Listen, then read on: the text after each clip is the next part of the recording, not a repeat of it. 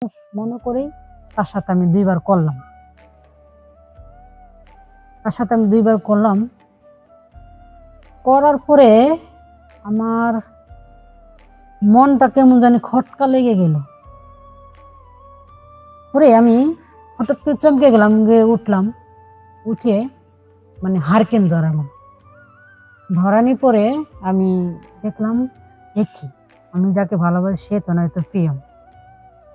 আমি বললাম, তুমি তুমি এখানে কি?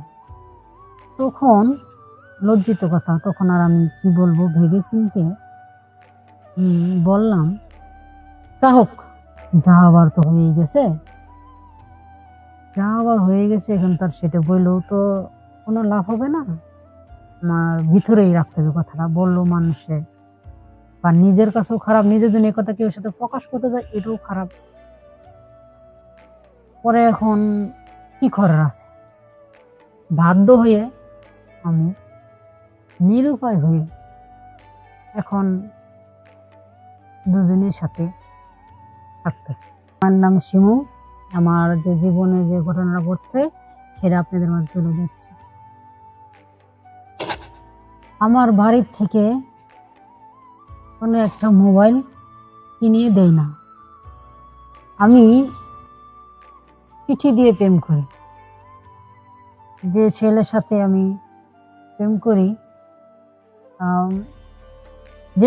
আমি যার সাথে প্রেম করি, যে ছেলে আমার চিঠি নেওয়া আসা করে, যাকে দিয়ে আমি চিঠি পাঠাই, পিয়ন। তোমার বাড়ির কাজের ছেলে? আমার বাড়ির কাজের ছেলে পিয়ন, ওর কাছে দিয়েই আমি যে ছেলের সাথে প্রেম করি, ওই পিয়নের কাছে আমি চিঠি ওর কাছে পাঠাই দিই, ও আবার ওই ছেলেটার কাছে পৌঁছে দিই। আচ্ছা আচ্ছা। পরে পরে তাকে আমি আসতে বলি। একদিন রাতে চিঠি লিখে দিলাম যে চিঠিটা তুমি ওর কাছে দিও না। চিঠি তো উনি পড়ছি, তো লেখাই আছে, যা লেখা তো আমি লিখে দিচ্ছি, উনি তো পড়ছি। পড়ার পর ওই ছেলেটার কাছে ওই পরে রাত 12টা বাজে আসতে বলছি। রাত 12টা বাজে মানে যাকে আমি চিঠিটা দিছি, যাকে আমি ভালোবাসি, তাকে আসতে বলছিলাম, সে আসে না। যে পিয়ন, আমাদের বাড়ি যে কাজের ছেলেটা, পিয়নের কাছে যে পাঠাইছি চিঠিটা, ওই পিয়নে রাত 12টা বাজে। এটা জানলে কিভাবে? এটা তো রাত 12টা বাজে চুপি চুপি আসছিল না? হ্যাঁ, এটা তো চুপি চুপি আসছে, এটা তো আমি তার বলতেছি কথাটা, সে চুপি চুপি আসছে। তখন তো আমি তো মনে করছি যে আমি যাকে ভালোবাসি ওই আসছে।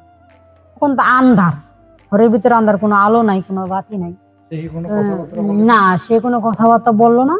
আমি আমার যে যাকে ভালোবাসি, ভালোবাসা মানুষ মনে করে তার সাথে আমি দুইবার করলাম।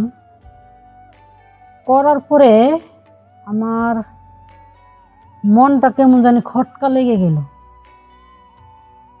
পরে আমি হঠাৎ করে চমকে গেলাম, উঠলাম, উঠে মানে হারকেন ধরানি পরে আমি দেখলাম দেখি আমি যাকে ভালোবাসি সে তো নয়তো প্রিয়ম। আমি বললাম, তুমি তুমি এখানে কি? তখন লজ্জিত কথা, তখন আর আমি কি বলবো ভেবে চিনতে বললাম, তা হোক, যা আবার তো হয়ে গেছে, এখন তার সেটা বললেও তো কোনো লাভ হবে না।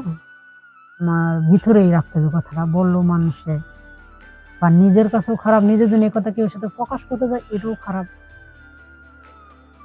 পরে এখন কি করার আছে, বাধ্য হয়ে আমি নিরুপায় হয়ে এখন দুজনের সাথে থাকতেছি, সম্পর্ক করতেছি, দুজনের সাথে থাকতেছি।